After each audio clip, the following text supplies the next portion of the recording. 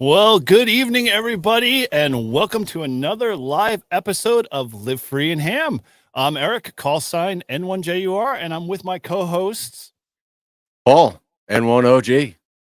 And W1STJ, Todd.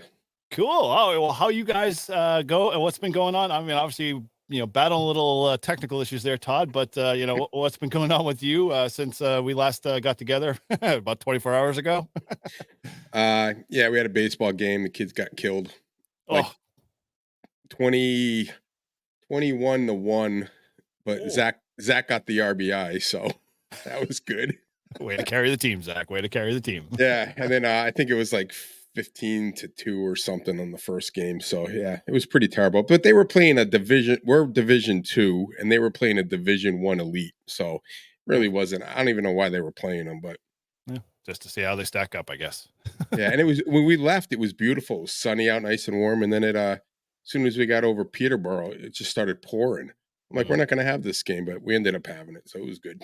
Sweet. Cool. All right. Well, with that, over to you, Paul. It's been 24 hours. How's it been going? Well, let's see. The last 24 hours has been fairly uneventful. I've made myself a really good breakfast this morning, and then I did some Dungeons and Dragons via the PlayStation and did some Baldur's Gate. Cool. Breaking it up. Nice job. Well, that works for me. I've it was kind of a light Sunday for me. The wife ended up having some work related stuff, and then she, surprised me at the very last minute and said, "Hey, we got to go to the beach." And so I packed the dog up and sprinted out to Hampton in less than record time for me, and turned back around after grabbing some pizza and, getting rained on because we're pretty much, the rain was chasing us. So didn't really get a whole lot of, beach time, but enough to check the box for my wife. So I think that worked out good for me. And, we're back here. So cool. Well, we've got obviously a great show tonight, and, I want to say hello to everybody in the chat, and, thanks for folks to jumping in there and tuning in. And, before we bring in our awesome guests tonight, this evening, we're going to cover a little housekeeping things. So as always, have you gone over and checked out our store lately? We've added some exciting stuff there to the Live Free and Ham storefront. So, obviously among some of the new arrivals are stylish tees, trendy shirts or top of line beer mugs. That's, perfect for any craft beer enthusiast. I guarantee you will get 5 dB more if you pick up 2 of them. So, you want to make sure you consider that if you really value your contest scores, you want to make sure you have, your ham radio gear, Live Free and Ham specific, right next to you, because it's going to be that rewarding for you. But if that's not enough, to entice you, perhaps maybe you're more like Mike, N2MAK. He recently picked up a Liffringham Classic tee. It's a must-have for any fashion-forward individual. And, thank you, Mike, again for grabbing that from the store and the support in Liffringham.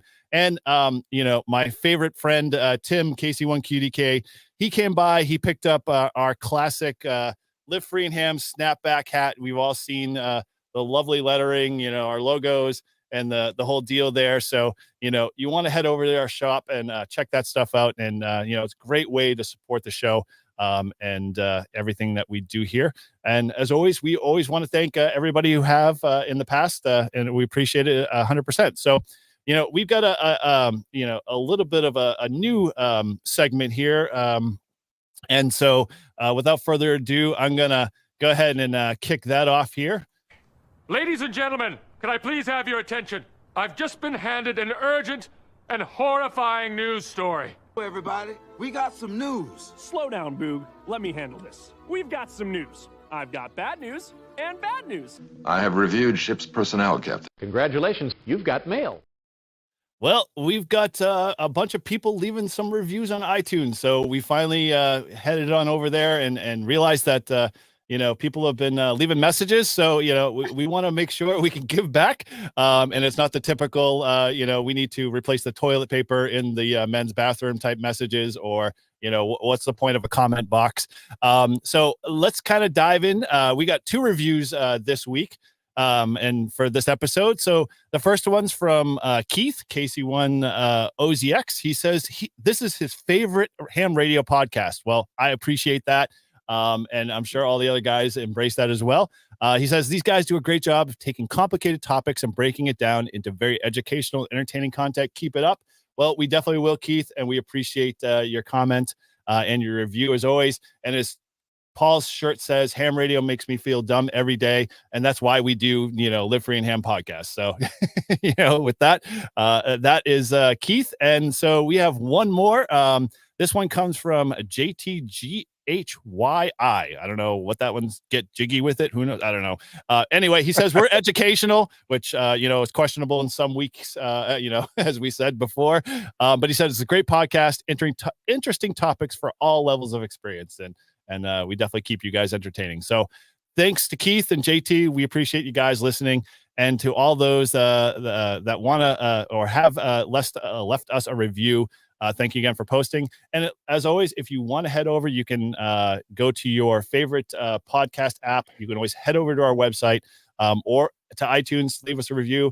And if it even makes it easier, you can always send a review to livefreeandham@gmail.com.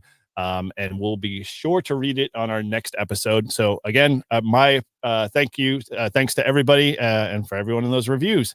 So without further ado, I won't leave him in the green room too long. We got a special guest tonight on the show. You might know him from his outdoor extreme POTA adventures in the Alaskan bush. Let's bring in and welcome Jeremey, KL7EC of KL7EC Outdoors. Man, that's a mouthful there. But hey, Jeremey, how's it going? Hey, good. How are you guys? Yeah, good. Cool. Well, thank you for coming on the show tonight. Hopefully, not hopefully, I know we will have a lot of conversations. I can already see Paul beaming ear to ear because, just. And we're going to have a lot of fun tonight. Extreme ice fishing conversations are going to, ensue soon enough. So, cool. Jeremey, it's nice to meet you. I've been trying to work you for like a year. This is the only way, Todd. I'm trying. I get one day I heard you. I was upstairs. I was on my flex. You popped up on Ham Alert. I heard you making contacts. I ran downstairs, died. I'm like, you got to be kidding me. Yeah. So I heard you on my phone. I ran down. I'm like, I'm getting them on the radio. But yeah, I need Alaska and Hawaii are my last 2 parks. Oh man, parks or hunted parks. So I've gotten Alaska while doing a park. I have North Pole, Alaska. I don't know are you anywhere near there? I have no idea even where you're at. That's where it's like 6 miles south, or we're 6 miles south, or 6 hours south, rather. Okay. Oh, 6 hours. Yeah. So I did work a guy there, and I go, you in a park by any chance? He goes, no. So I'm like, all right, it doesn't help me, but thanks. Well, look for us because we're going to be out this next weekend. We'll be out. We're going out to Big Lake camping, so we'll be there Friday night, Saturday night. So All right, cool. Yeah, I'll definitely try to get it. Eric, you hear that? We got to get my antenna back up. I know, yeah. I've already got the antenna launcher all fixed and ready to go, so we'll Oh, get you out did? there. Oh yeah, it's all done. I tested it and refined it, so we're ready. For those of you who don't know, I lost Eric's weight in the trees, and then it fell into the ground. I still can't find it, so we didn't have an extra one. So my antenna came down in one of our storms that we've been having. So I only have half of it up. So cool. Now, Todd, all you got to do is fire up your logger, right? Jeremy can do his, and you just do a voice over IP. Right? Does that count? That's what it is. yeah. That actually might work. Very cool. All right. Well, so we always like to kind of get to know our guests, and Jeremy's no exception there. So we always like to kind of have put them on the spot a little bit, and ask them kind of what their ham radio story is. Why get into this crazy hobby? I don't see you have your tinfoil hat with you or any of the background photos, so I assume you're probably normal like all the rest of us. But kind of start there. What inspired you to get into ham radio? And obviously, we'll talk a little bit about Alaska and where you're at, because there's a lot of great stories that I want to get details on. But so let's start there. oh gosh, let's see. It all started probably middle school, going into the high school. Had a couple buddies. We had trucks. We ran around everywhere together. Going through the mud bog, whatever. Really got into CB radio so we could stay in communication with each other, because cell phone wasn't a thing back then. Or actually it was, but it was ungodly expensive. So, we couldn't afford it. So, we just put some, what was it? The Cobra 19s in all of our trucks. And so that's how it started.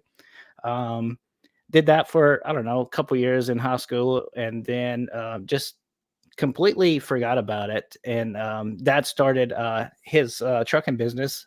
He was a over the road driver, and got his own authority, and then started doing his own run. And went with him a couple of times, and the CB was a big thing in the rigs. So that kind of sparked the interest again. Then it kind of fell back out, and I was always fascinated with weather growing up. It's always been that. It's always fascinated me, being in the South in Georgia. We had a lot of severe thunderstorms, hail, tornadoes, whatnot. And so we actually had a tree fell on our mobile home at one point, trapped me and my sister inside. Ooh. And it was a bad, it could have been really bad. But we made it through it. My sister did have like a fractured back. But she's okay now. No issues. Good but I was like, oh man, I need to get into something, weather wise, because I always loved weather. So I started Googling, or was it Google back then? I don't know. Yeah, it was probably Netscape or something to the effect. No, it was whatever AOL was having. Oh yes. Yeah. Right. So I found Skyward, and I was like, well, what is this? And got to read into it. And they were talking about, you could be a Skyward member. Maybe you don't have to be an amateur radio operator, but you can. It's good if you are. So I started looking into that, and went to a Skyward class, met some good friends that I call now from back home, the CRC club back in Somerville, Georgia. Oh, nice. And I got my ticket, and we were talking about earlier in the back, this was the time you still had to do the code, the code to go up to the general. And so I did that for a couple of years, just stayed in the technician. I was able to, I think they just changed it where you could, let technician have privileges on 10 meters. Yeah, they barely gave us a sliver of 10 meters. It was just a little bit to get me really hooked. And then they dropped the code, and I was like, I got to take the general test. So I took the general test, got my first call, which was KL7EC. So that was in Georgia. That went on, I don't know, a couple years. I really got into it. I put up a tower at the house. It was a 50-foot tower. Me and my buddy, well, he helped me, Dwayne Treadaway, helped me build a hex beam. So we had like some crappy poles and built a whole hex beam, put it on top, and Wow. and so I really loved HF, and so, but like anything else, I was a big metal detectorist too. I love metal detecting. Being in the South, that's all the Civil War stuff that happened, and I love finding those. So it was a kind of push and shove between the two hobbies. Okay, one time I wanted to do metal detecting, the other time I wanted to do just ham radio, and it was back and forth. And so I just gave up ham radio and just done metal detecting full time. Every ounce of time I got, that's what I did. And so fast forward a little bit, life brought me up to Alaska. I still had, my call. I kept it up. Didn't do a lot of stuff on HF. So I ended up, I was like, I need to get a KL call. I mean, that's just cool. You got to get 7 call alone is cool. Yeah, it's like the KL call is its own amplifier. Somebody hears the KL call, oh, I want them, That's what I thought. And so I got my KL call and I put a station up here at the house. And this was when this past cycle was just at the bottom, starting to come up. I tried to make contacts over and over. It's like, where's all these people at? I have a KL call now. Well, I don't hear nobody. So I was like, well, you know what? I'm just done with it altogether. And so I gave it up. I sold everything I had, every single thing. Wow. Yeah. Okay. That's dedication. And yeah, I was pissed to say the least. But then a friend of mine, he's like, hey, have you heard of POTA? I was like, what is that? He's like, Parks on the Air. I was like, I've never heard of that. He goes, yeah, you get a portable setup, you go out to the park, you make do activation, you get contacts. So I was like, well, that sounds pretty cool. So I looked into it and I was like, okay, because metal detection is like, I did a little bit up here in Alaska, but it's like, okay, we had a very minimum window when the ground wasn't frozen where you can actually go out and dig or whatever. And there's not really a lot of history. I mean, there is history here, but not that old what I'm used to. So I never really got a hankering, if you will, to chase metal detecting up here in Alaska, which I still love it though. But yeah, so decided to do ham radio again, to do the POTA, bought me a FT891 and a Wolf River coil, and man, it's been a blast ever since. Oh, you got my ears with the Wolf River coil there, So I got a question, and I ask every POTA guy this, especially when they do their activation. What was your first activation like for you? Was it rocky? Was it memorable? Was it like, I could do better than this? What was it? My first 4 activations were a total failure. Okay. You didn't even activate the park? Nope. Wow. I spent that. Like I said, we were still climbing up out of in this new solar cycle. We were still coming up. Okay. And I really didn't know a lot about propagation here in Alaska. So I wasn't out at the right times when I should have been. And I spent 2-3 hours at a park, only get 4, 5, 6 contacts. Oh, and well, we thought we had it rough during the eclipse. Jeez, that's real rough. Yeah. So I was at that point where I was like, man, I don't know if I want to do this, but it was so fun getting out. It was so fun setting up. So I kept on, and I'm glad I did. Finally figured propagation out, when I needed to go, what times, what bands, etc. But yeah, it's been a blast ever since. I've got quite a few failed activations even since then. But it's just one of those things you have to deal with here. Well, they're not failures as long as you're learning. Oh, exactly. So, all right. So your POTA setup, and I want to kind of dive in because you had talked about building a hex beam when you were in Georgia, and I assume you sort of kind of carried that forward into when you were up in Alaska later. And I guess I saw a couple of videos related to your hex beam. I'm like, oh my gosh, that would not that would not survive. But you must have built it pretty well. But so in terms of the POTA side, did you where along the lines did you just decide that, things started to take off for you? And then at that point, I assume somewhere along the line, you just decided that, hey, I should start recording this and doing videos, or what kind of, led you to the channel side of things? Yeah, so it was it's funny. It's always ever since I started, it's always took off essentially, even though like Paul was saying, it's not really a failed activation, but you didn't get your 10 contacts. But I had a ton of people emailing me, messaging me on Facebook. Hey, I really need Alaska. This is the time where there's only a few of us here in Alaska that were operating. And so I was like, all right, I got to do this. And at first it started where my friends, Dwayne, him and Doug came up, and they had done something with Chris over at Buddy Pole. They were just coming out with the Buddy Hex. So it was the prototype, and he said, "Hey, I'll let you guys bring it up to Alaska. You get me some videos, some cool photos, and I remember that. And then I'll let you use it, right?" So we did that, and I was like, "Man, I really like this Buddy Hex." And Dwayne was doing a YouTube channel at that time, and I have a real good friend of mine who I went to college with for HVAC. He's got a huge YouTube channel, which he does strictly trucking, and his name is Sammy.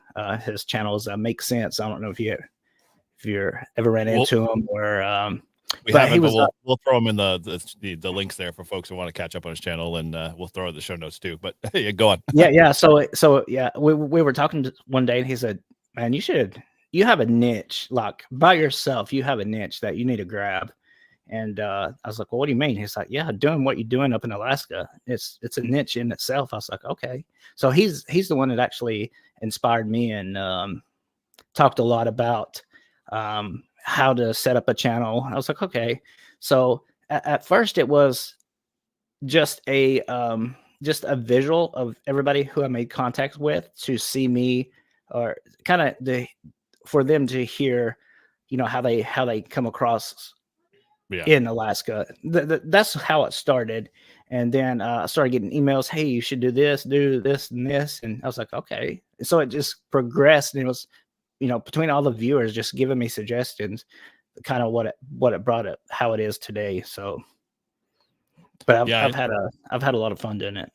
I kind of been paying. I tuned into you. I can't remember when I did, but when I did, I think it's probably right around the same when everybody else is like, I need to get Alaska on POTA, just to kind of like more of the selfish reasons to like see if I could find somebody on the internet, right, who might be able to get me what I need.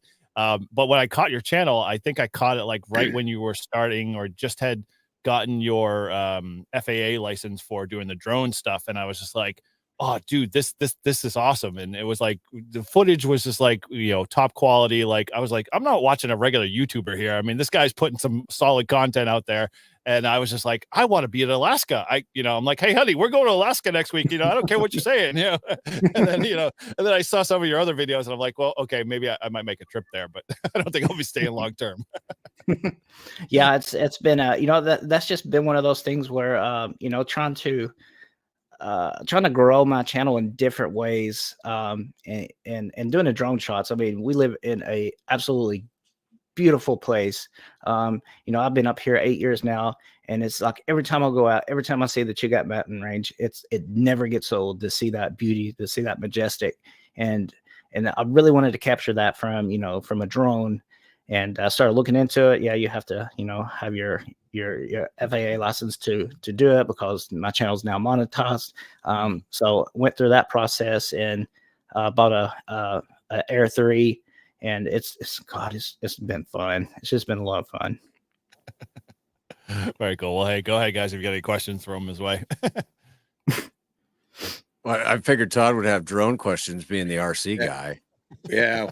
Well, I got into ham radio, Jeremy, because COVID hit, and I needed a license to do FPV to have a technician's license. So it was like $5 app, and I'm like, all right, I'll do this. So I got it, got a little HT, and then I met these guys, and here I am doing podcasts and spending lots of money, but having a lot of fun. I love POTA. It's being outdoors, working the parks, just getting out mobile is really my thing. It's what I do more of than anything else in ham radio. But yeah, I've been flying model airplanes, helicopters, and the drones. I mean, the drones to me are like cheating, because like they just stay in the air and do the things. But the old ones, when DJI came out with their first ones, you used to be able to hit the switch and it'd fly manually, and all these guys would come out and buy them, and I'd always, all right, let's see you fly it manually, and it just wasn't happening. But the technology now is just absolutely incredible. I mean, I was looking at the drones that they came out, like they just came out with a new FPV drone, and it's just amazing the stuff that they can do, like how advanced it's gotten probably within the last 5 to 10 years.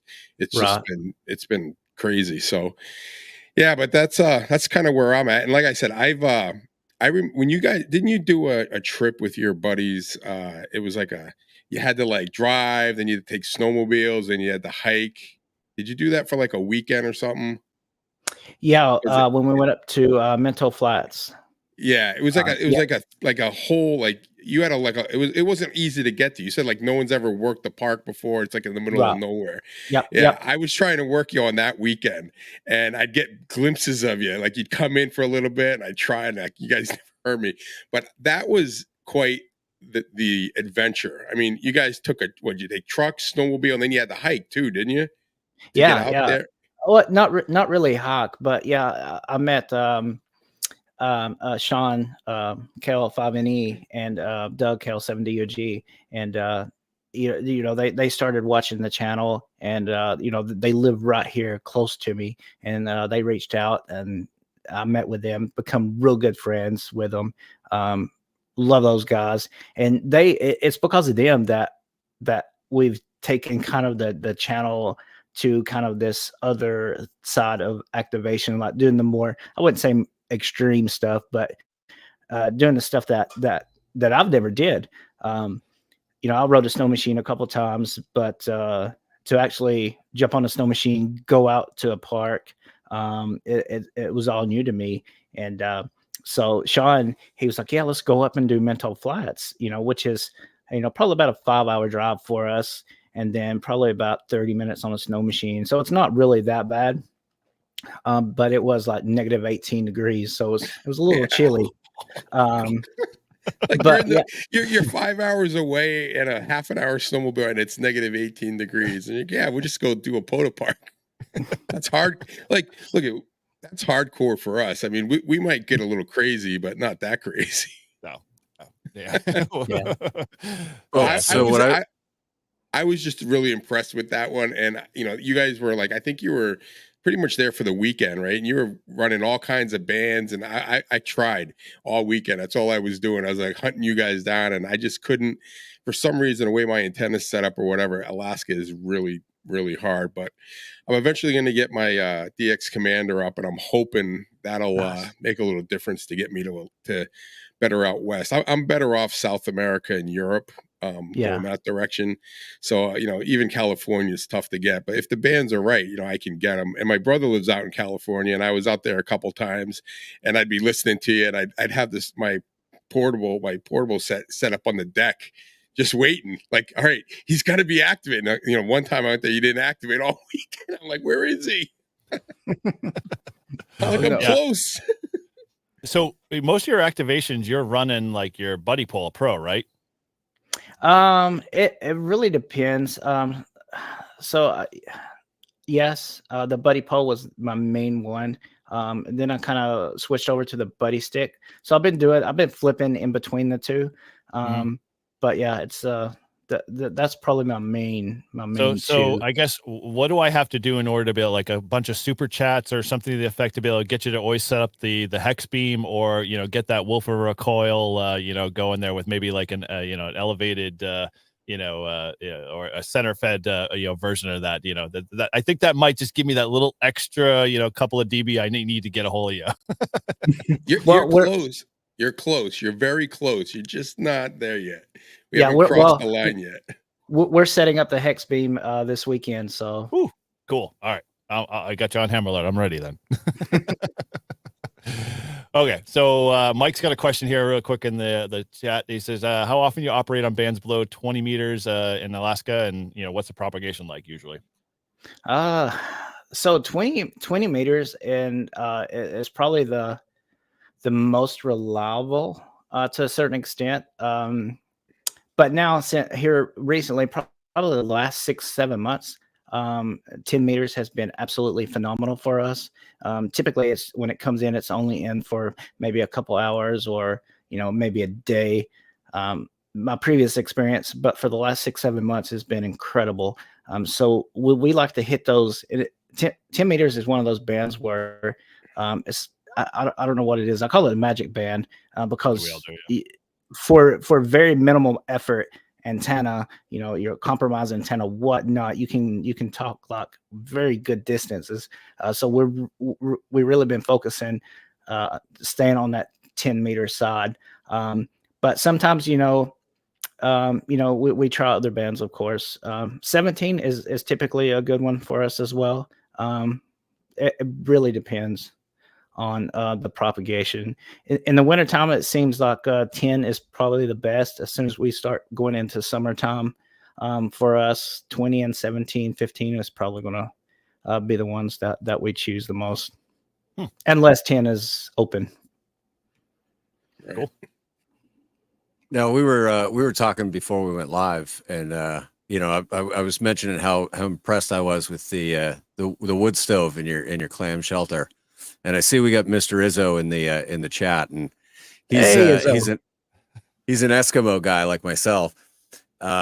So if you don't mind, just kind of give me a quick rundown so that everybody else can understand too what it took to put a wood stove in there, because it's a phenomenal idea.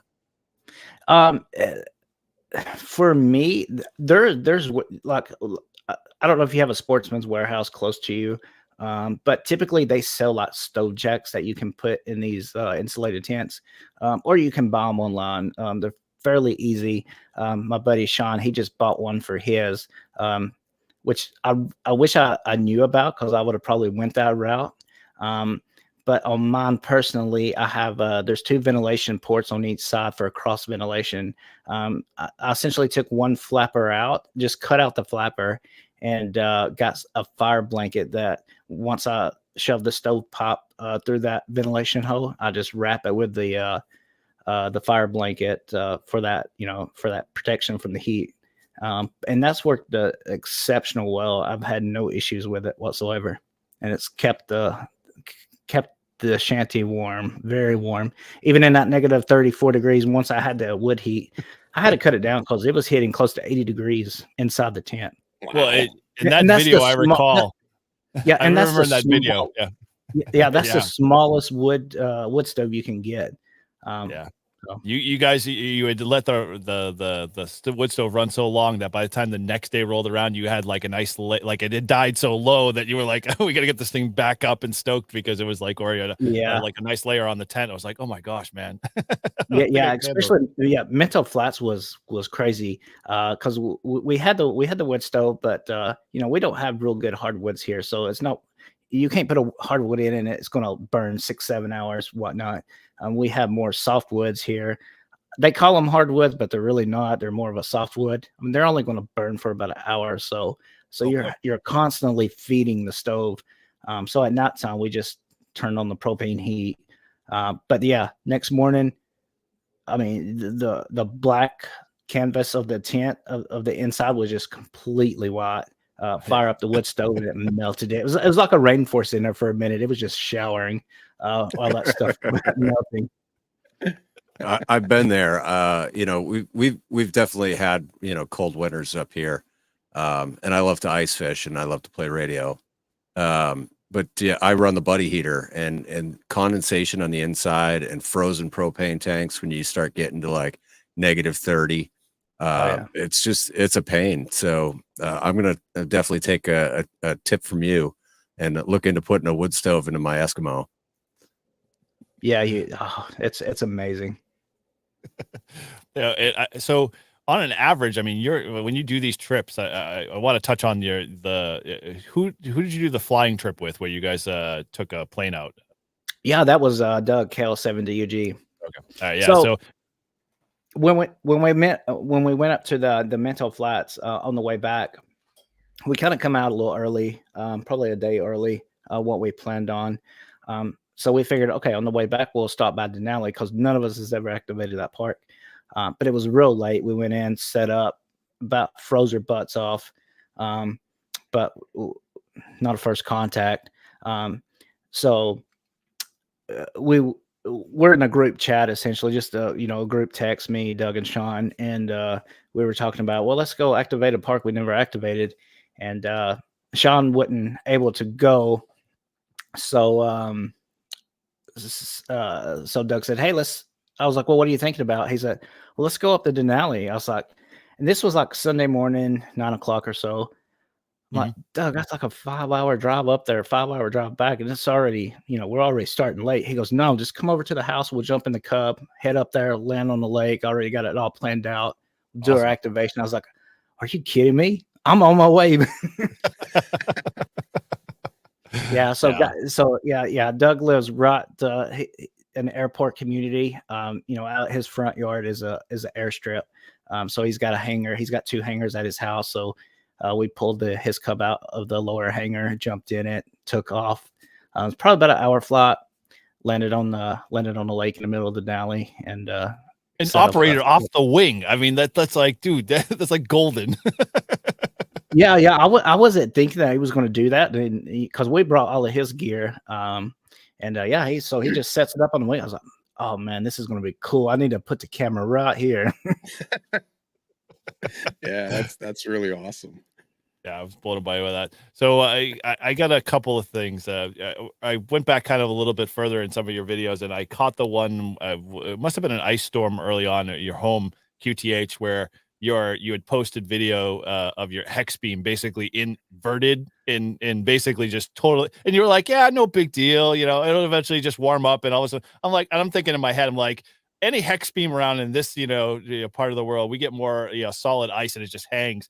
And I was just like, man, I hope that thing survives. And it's like, it was no problem. He's like, yeah, I pop back up, everything was all good. And so you still running the hex beam at home, or you got a different setup? Or No, I have that exact same hex beam. It's the KL hex beam, and I purchased it about 3 or 4 years ago, and it's got the ice cords and all that good stuff with it. But yeah, I really thought that thing was a goner. I did not think it was going to come back out.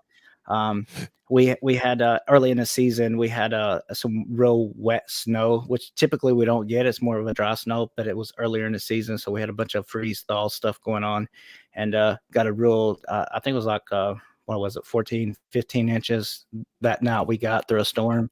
And I didn't even notice it. Went outside to do something, looked up, I was like, oh my God. And I thought it was a goner. Yeah. I did. So I started that video thinking it was going to be a symphony video, essentially. But so yeah, I started banging on it, and I seen one of the legs start straightening out. I was like, okay, all right. I think it's going to work out. So yeah, I just banged the crap out of it different ways. I got a roof rake that I used to get the snow off the roof, and extended it as far as it goes. Started hitting some of the elements and knocking off the snow, and it just like pops right back. I was like, wow. That's impressive. I even threw the drone up Awesome. to catch that as it was happening. I didn't think it was going to go that way at all. I thought it was a goner. I think you're a perfect candidate for. There's a company in New Hampshire called VQ Hex, and they make a hex beam that you probably seen them on Ham Radio 2.0 and a bunch of other a lot of the big ham benches and stuff. His claim to fame is like the same thing, like New England weathers will kill it, and I'm like, I bet you he should send it up to Alaska, and I'm gonna have to put you in touch with him just to real test the crap out of that thing to see whether or not it can handle it. Yeah. So Jeremy, real quick, you're from Alabama, right? Georgia. Or Georgia. All right. You're from Georgia. You get up to Alaska. I mean, what was your experience with snow prior to Alaska? I mean, you've gone to like pretty like complete opposite environments. Oh yeah. I mean, being in Georgia, you just somebody, the meteorologist just says or hints the S word. It's like complete shutdown. Everybody's running to the grocery store, eggs, milk, whatever, bread, it's gone. I mean, I thought that was a thing. I mean, I know you guys are probably laughing at us at that Yeah. point. Anytime there's a mention of snow in the South. But yeah, once I got up here in Alaska, so it's a real different kind of snow. Everything we get back when we did get snow back in Georgia, it was, that kind of that wet snow, that real slippery stuff. The snow we get here, except for that one particular time, beginning of the season, it's kind of that wet stuff. But for most part, it's real dry. Mhm. And it makes driving horrible, especially if there's a lot of wind. It can be a whiteout in quite no time. Mhm. Right. Wow. Yeah, that's crazy. Cool. All right. Well, so I got a couple other questions, and we'll kind of just go through some of the catalog there. In terms of like, I noticed when you go out and prepare for like just a weekend or like even an overnight. I mean, you're packing a ton of gear. I mean, obviously you want to make sure you're comfortable and whatnot. But the one thing I don't see a lot of is like, okay, what are you packing for food? I mean, are you going just the bare essentials, or are you eating like kings? No, it's the bare essentials. We do a lot of mountain houses, so it's just dehydrated stuff. We just cook up water, throw it in there, and doing it that way. There is a couple times I went out and at the beginning of the winter, almost I brought out a tent at South Big Lake, I believe it was, and I think it's one of the first activations I did with the stove, not in the shanty, but it was in another tent that's actually got a roof jack.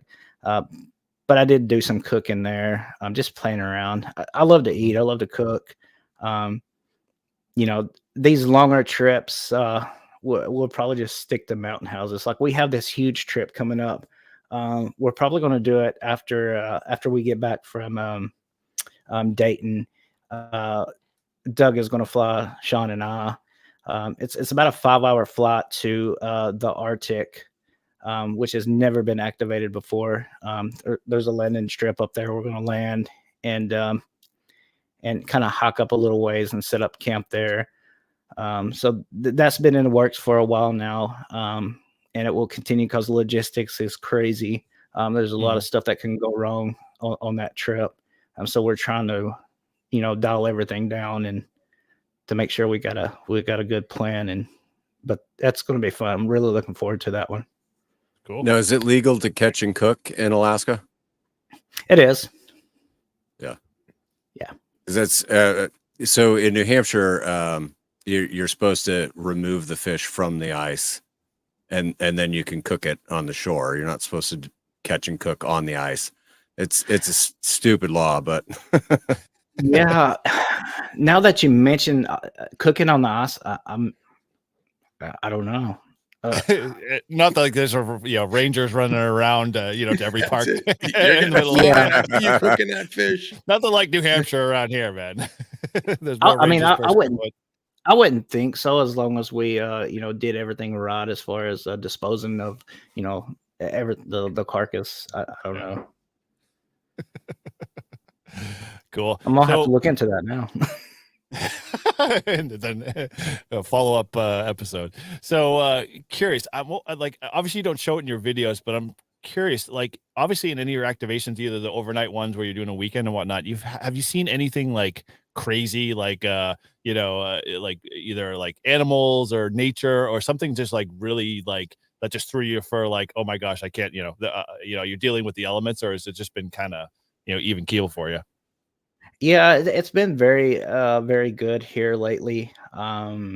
Never really had a face off with any kind of like a bear or something. I had a couple moose get pretty close a couple times, but they just went on their way. That's one of the things we're really looking into on this trip up north, because the grizzlies are a lot. I mean, that's grizzly country, so that's something we're definitely going to have to keep an eye on that trip. But as far as anything like that recent, no. Okay.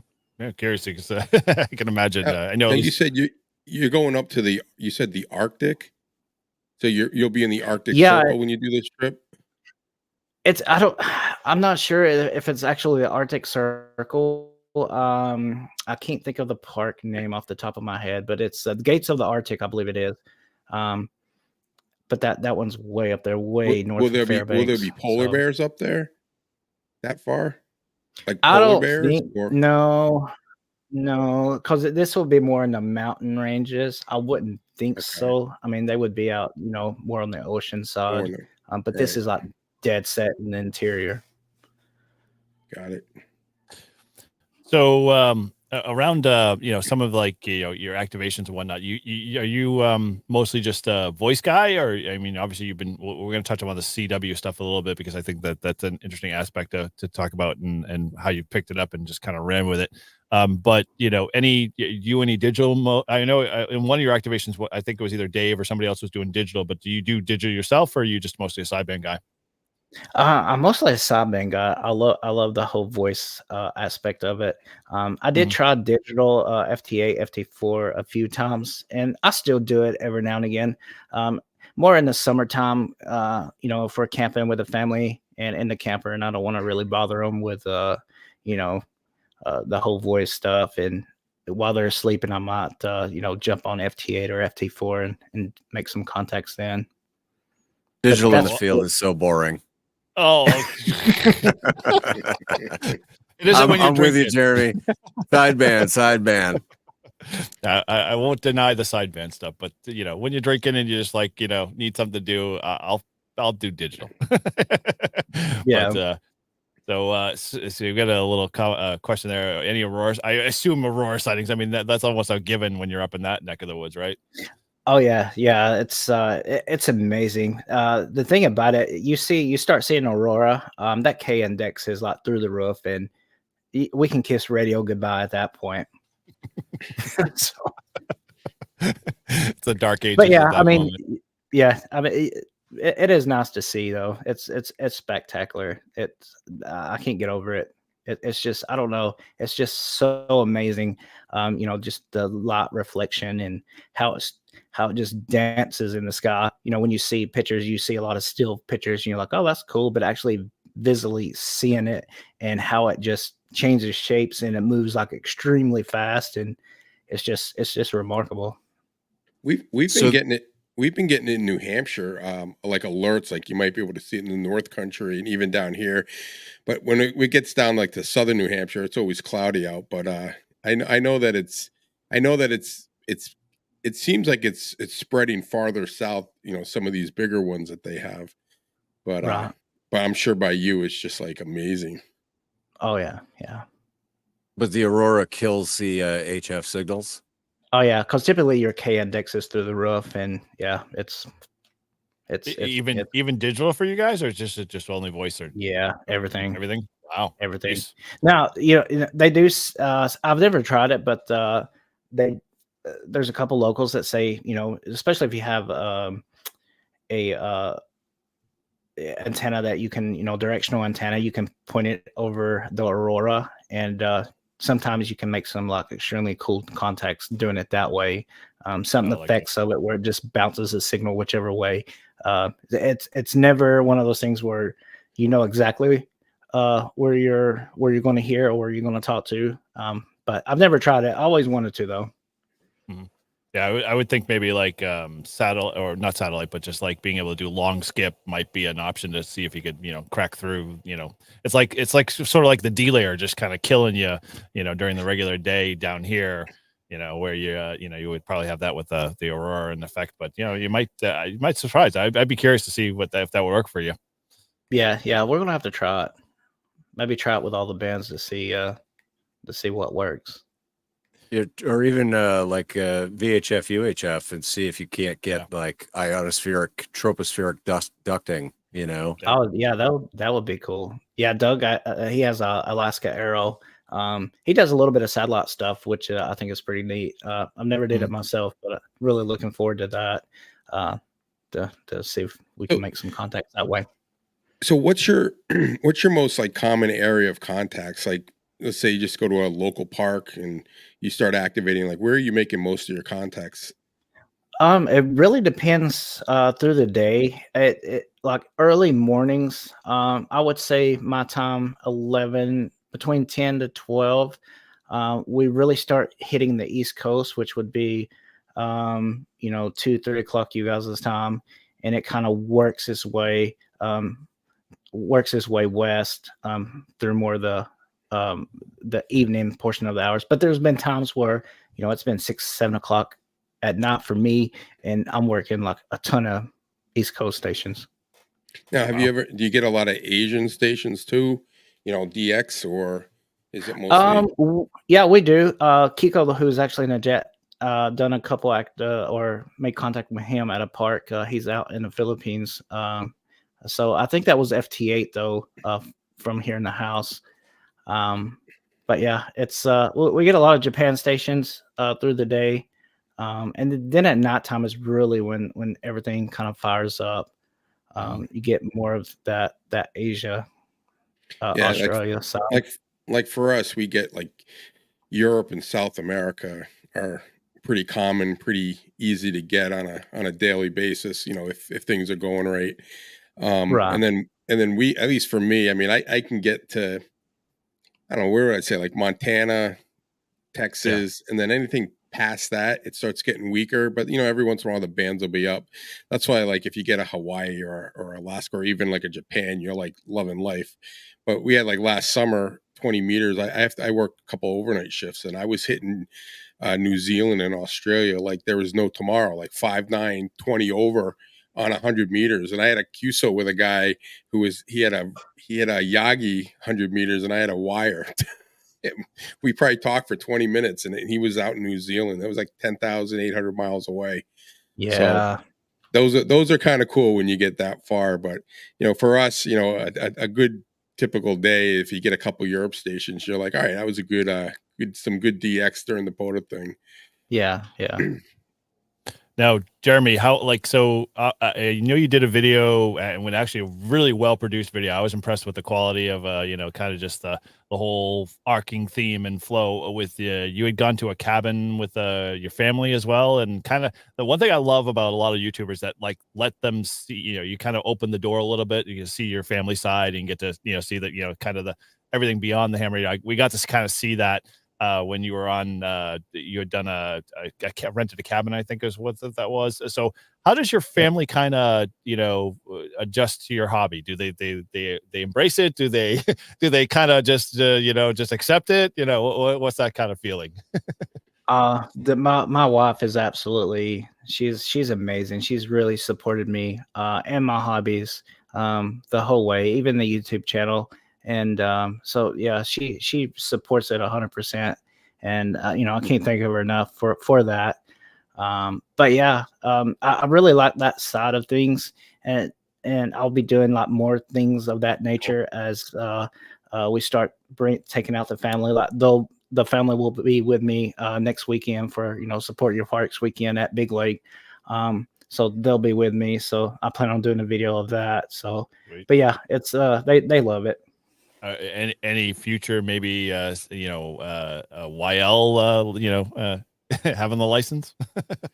You know, I've tried, and I mean, she's my wife. She's a talker. I mean, all wives are talkers, right? And which way you think that it'd be popular for them? right. I've tried. She's really not interested in it, but I think one day, I think she will. Hopefully. My advice is start with a kid first, then the wife will come. Yeah. So, Yeah, the girls absolutely they eat it up. They love going out on activations with me. I really got to watch it. You know, YouTube has a, you know, a thing about, you know, having your little ones. So I really have to watch that side of it. Yeah. Well, my advice is, you know, once they get a little older, my daughter surprised me and got her, you know, license without me even knowing. And then one day it was like, you know, it kind of, you know, hey, I got this little piece of paper, and shows me her call. And I was just like, okay, totally blown away. I mean, she would come on POTAs with me all the time. And as Todd would say, you know, I'm cheating, but, you know, she recorded a couple of, you know, CQ messages that I usually use in desperation. You know, when I need to get that extra, you know, couple of extra contacts to get over to activate the park. And, you know, they go, well, where's the girl? I'm like, I don't know what girl you're talking about. That is, oh man. Well, that's awesome there. Well, you know, last field day, you know, I was trying to work a pile. I was just trying to get into a pile, you know, trying to get and I tried for like 20 minutes, and she was kind of hanging out with me in the tent, the station that I had. And she's like, let me try. One call, she gets it. I'm like, Yeah. I got at least half an hour, 40 minutes once. Oh, that was easy. Then she leaves. Power of the female voice. That's know. what it says. Yeah. Yeah, totally. Yeah, I agree with Kiko there. Family of hams.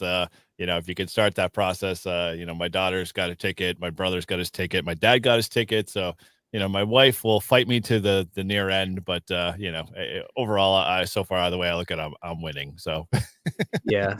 That's awesome. cool. Well, so let's kind of dive in before I do, but you guys, any other questions you want to throw Jeremy, or, want to talk about the CW stuff? I know it's not popular with us, but Hey, I just don't speak that language. oh, understood. Okay. So let's kind of frame this a little bit. So on your channel, you just recently been picking CW back up and doing a couple of videos, and they've been phenomenal. Like you've inspired me a little bit to want to take that keyer that I have underneath my, shelf here and, put it to use. But, talk a little bit about that, kind of what's your experience been in that. And we obviously shared a little bit of, how it was a struggle for you very early on, but, so what inspired you to want to get back to it and start picking it up again? Yeah, so I got I've tried like 4 times or 3 other times to try to learn CW. One was when I first wanted to get my general license, when that was a thing. Then there's a couple times after that where I really wanted to learn it. Just always struggled with learning it at that slower speed. I could never get it. It was like I would try it for a couple of days, then I would just get so burnt out on it where I just gave it up. And about a month or so ago, I got an email from one of the viewers, John, and he said, "Hey, I need do you do any CW? I need a 40-meter contact from." He's a county hunter, so he needs my county. Which is not Alaska doesn't have counties. We just have a kind of like boroughs. So he needs the Matanuska borough for a CW contact. He says if he gets that, he would be the second person in the world to ever have done it. What he's accomplished thus far, plus having this contact with the Matsu. Second person in the world. And I was like, oh man, talking about pressure. Pressure. And, yeah. He didn't say, I said, I'm sorry. I tried to learn it. And, he was never pushy about the whole thing. And I said, I would love to learn it. But I could never get there. It's always been a very hard challenge for me. And, so he started sending me some links. He put a lot of time in putting a bunch of resources together for me. And I started looking into it. And, I really appreciate that. And I sent him an email back. I was like, I really appreciate you taking the time and putting all these resources together for me. Because of that, I'm going to get you your 40-meter contact. So hopefully we can do that next weekend. Cool. So yeah, you're going to record it, right? Oh yeah. Yeah. Maybe. Oh, sweet. Awesome. I'll look forward to that. No, it'll be recorded. Yeah. Awesome. Yeah, dude, I struggle. I don't care. Like I can't get the characters out of my head and trying to break it all down. So what you've been kind of just, sharing and whatnot, it's been a positive influence in both my life and I'm sure others that have been watching. And, it will eventually push me over the edge. And I got Tim in the comments there telling me to dust off my keyer. I'm like, I will, I promise, I'm getting there. There's so much more aspects of the hobby to kind of do, but, it is going to be there and it's not going to disappear. So, and Morse Mania is a really good option too there. V-Band was what we were talking about offline a little bit earlier. If you've, you want to practice keying, and I'll do a little shameless plug for V-Band. If you want to just pick up this, go over to hamradio.solutions. There's a simple, plug-in keyer that interfaces with your computer. You can plug your keyer in and you can converse with people online, in a group, kind of QSO, and it's got all the functionality and features you'd want out of it. So I started in that area and I liked it, but then I just got, sidetracked and squirreled. So, I will pick it up. I promise. Yeah. The biggest thing is just repetitive. They say it takes 21 days of doing something repetitive for it to become a habit. It's just doing it over and over and over again. And, and mix it up, don't do the same thing every day. Kind of mix it up where it doesn't seem like it's, burning you out or whatever. But yeah, just keep on it. Hey, I appreciate the encouraging words of advice, but I'm working on that too, yeah, myself. So, my gosh, what the heck? Come on, you silly computer. There we go. Come back to life. Yeah, so I will pick it up. It's on my to-do list. So that's cool. All right, well, so you guys got any other questions for Jeremy? Anything you want to touch upon? And we're kind of getting up on the top of the hour here, and I appreciate everybody who's been in the chat. The questions been great, and the conversation's been awesome. But Paul or Todd, you got anything you want to throw at Jeremy? Kind of last minute. Well, I'm just glad you're here, and I got to actually meet you, via this. So now when I work you, at least I know who I'm talking to. But I have been trying really hard, and I'm hoping, one of these days it's going to come through. And I thought a couple weeks ago, I got the alert, and I heard you on my phone. I just turned it because with my Flex radio, and I heard you, and I'm like, I ran downstairs, I got on the thing, and it just died. I'm like, you got to be kidding me! I should have just done it from the phone. I know, right? Yeah. That's why you bought the Flex. Yeah. Yeah. So if you hear a W1 call, it's probably me. Keeping the noise.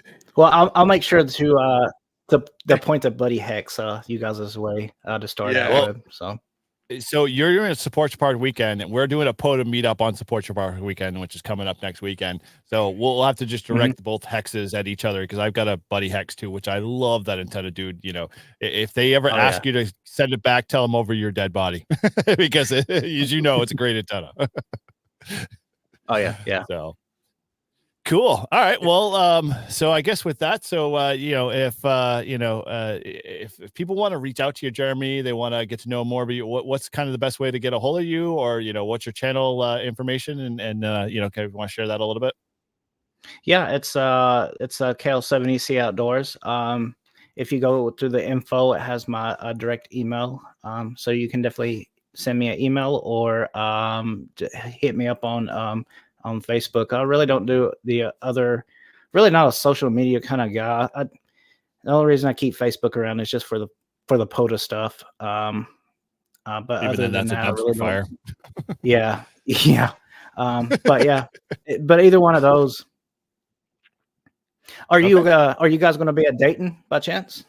No, that I think we're gonna have to coordinate that one. We would definitely want to make a presence there. We've been doing the pod for just almost a year, where our anniversary for first year will be coming up in June. So we're gonna do something special. Oh, nice. But I think that's on our to-do list, and we would definitely want to get down to like Camcation and whatever. So we're working on the budget there, and eventually we got Ryan, who is a pilot as well. So maybe we can convince him to kind of arrange a flight.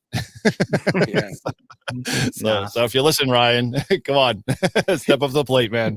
Take one for the team. Fly us next year. Yeah, well, he did say today, and he did say he wanted to do some things on the backside of behind the scenes, and that would be a huge thing, right? Yep. Yeah, totally. Private pilot. All good.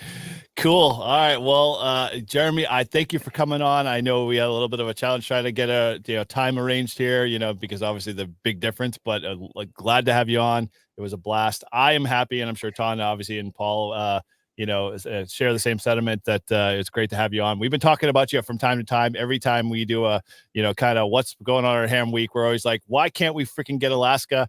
And your call will come up in a positive light. Never in vain, of course. But yeah, so we're looking forward to you. I really appreciate you guys inviting me. It's been a blast. So I really appreciate it. And and keep the YouTube going. It's really entertaining. I enjoy them a lot. So I appreciate that. Because when I first heard you, that's when I put you on hand. And then I researched it. I was like, oh, he's got a YouTube channel and everything. And then I started watching that, and then I'm like, I'm definitely getting this guy. Like, this is like, even if I get a park, I'm still gonna work until I get you.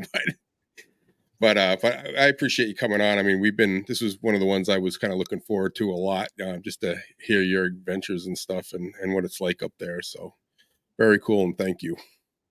No, we could probably talk for like another hour just about like ice fishing, and I know we might have to start a second channel. Well, very cool. All right. Well, so kind of wrap things up again. Thank you guys for joining into our Live Free and Ham live stream tonight and being part of the Ham, podcast community. Remember, if you haven't subscribed, my question is what you been doing? You know, that's my sentiment. You know, there should be no reason why you haven't subscribed to us. Come on, you know, we've got great content like Jeremy. So, you know, there are always several ways you can connect with our show. As we said, you know, you can head over to our shop at livefreeandham.com/shop and pick up some of our merch. You can listen to us on Apple Podcasts or any of your podcast players and leave us a review, and we'll make sure we read it on our next episode. And as always, you can support the show if you prefer to through Patreon or buy us a beer links. And those are all located in our show notes and the website. And if you want to reach any one of us, you can always, you know, head over to livefreeandham.com. And as always, thanks again for listening. And from all of us at Live Free and Ham, 7-3. 7-3, guys. 7-3. 7-3.